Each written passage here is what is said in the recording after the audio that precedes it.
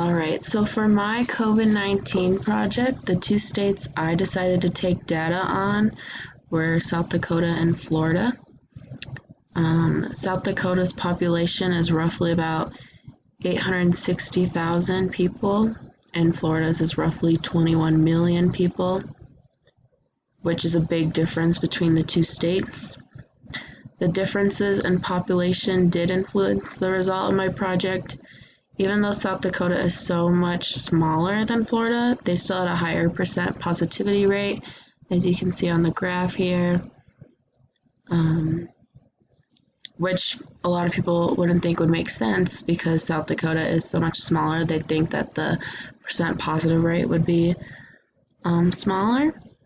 And because Florida is more populated with more tests being done than South Dakota, they ended up having a lower percent positive rate.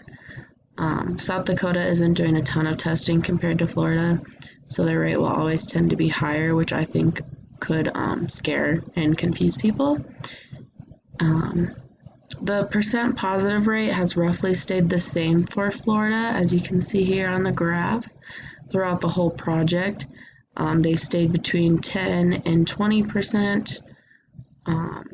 They never had any crazy peaks or changes throughout this project.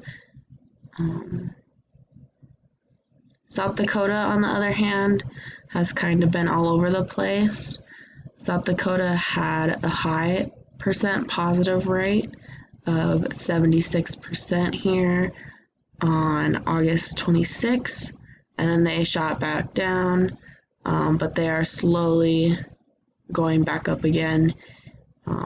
They had a 45% positive rate on the 14th of October, and I believe it could keep going up for a while here.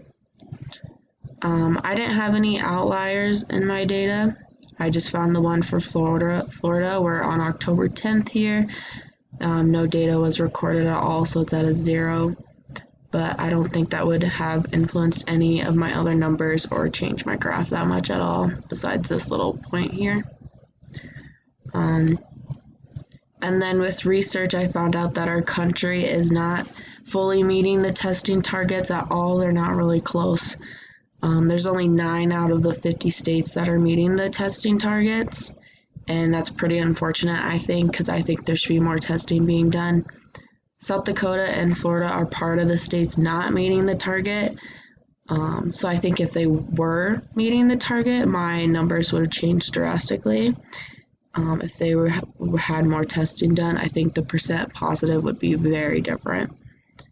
I think that information of COVID-19 testing being done in the US does influence my project, because if we were doing the correct amount of testing and meeting the target, everyone's numbers would be completely different, which would lead to our positivity rate being different also. So yeah, all these numbers would be completely different if they're meeting the target of how many tests are supposed to be done, which they're not. I think this information could influence the public into getting frustrated and confused and lead them to wondering why the correct amount of testing isn't being done all throughout the US, because this is something super important, and it's important to track COVID and what's all going on, and I think a lot more people should be getting tested. The healthcare professionals and government officials are probably going to end up getting a lot of hate from the public because there's not testing being done. So it's going to fall back on them and the public's eye viewing, and they're just going to blame it on them because who else is there to blame it on in their eyes? But I definitely think that there should be more COVID testing being done.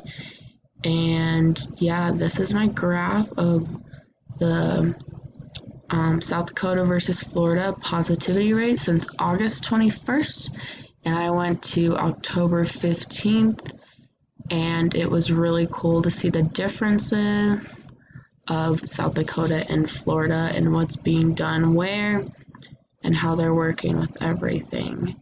So yeah, this is my graph, And that's what I think about COVID-19. Thank you.